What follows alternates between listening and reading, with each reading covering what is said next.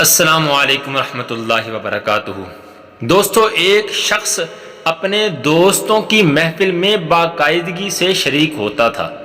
اچانک کسی اطلاع کے بغیر اس نے آنا چھوڑ دیا، شاید کوئی ناراضگی ہو۔ کچھ دنوں کے بعد ایک انتہائی سرد رات میں اس محفل کے ایک بزرگ نے اس سے ملنے کا فیصلہ کیا اور اس کے گھر گئے۔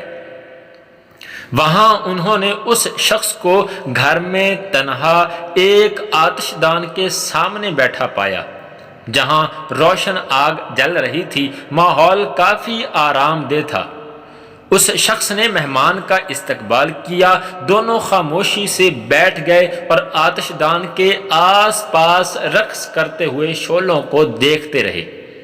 کچھ دیر کے بعد مہمان نے ایک لفظ کہے بغیر جلتے انگاروں میں سے ایک انگارے کا انتخاب کیا جو سب سے زیادہ چمک رہا تھا۔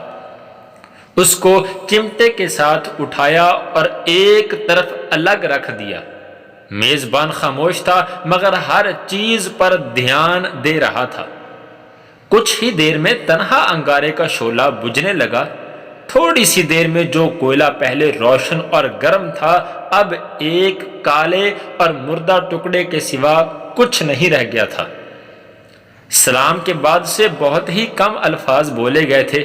روانگی سے پہلے مہمان نے بیکار کوئلہ اٹھایا اور اسے دوبارہ آگ کے بیچ میں رکھ دیا۔ فوری طور پر اس کے چاروں طرف جلتے ہوئے کوئلوں کی روشنی اور حرارت نے اسے دوبارہ زندہ کر دیا۔ جب مہمان روانگی کے لیے دروازے پر پہنچا تو میزبان نے کہا، آپ کی آمد کا اور آپ کے اس خوبصورت سبق کے لیے بہت شکریہ۔ میں جلد ہی آپ کی محفل میں واپس آؤں گا۔ دوستو، گروپ ہو یا پھر حقیقی طور پر دوستیاں ہوں، یہ بھی ایک کنبے کی طرح ہوتی ہیں۔ اس سے کوئی فرق نہیں پڑتا کہ کبھی کبھی ہم کچھ پیغامات سے ناخوش اور ناراض ہوتے ہیں۔ جو بات اہم ہے یہ ہے کہ اس تعلق کو قائم رکھنا چاہیے۔ ہم یہاں ایک دوسرے کی خیریت سے آگاہ رہنے کے لیے خیالات کا تبادلہ کرنے، محض یہ جاننے کے لیے ہیں کہ ہم تنہا نہیں ہیں۔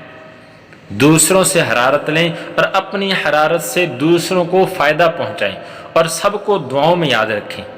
اس شعلے کو زندہ رکھیں اور اللہ کی بخشی گئی سب سے خوبصورت چیز دوستی کو ہمیشہ قائم اور دائم رکھیں۔ اللہ کریم ہمیں سچے اور مخلص دوست عطا فرمائے اور ہمیں اپنے دوستوں سے سچی اور مخلصانہ دوستی نبھانے کی توفیق عطا فرمائے۔ السلام علیکم رحمۃ اللہ وبرکاتہ۔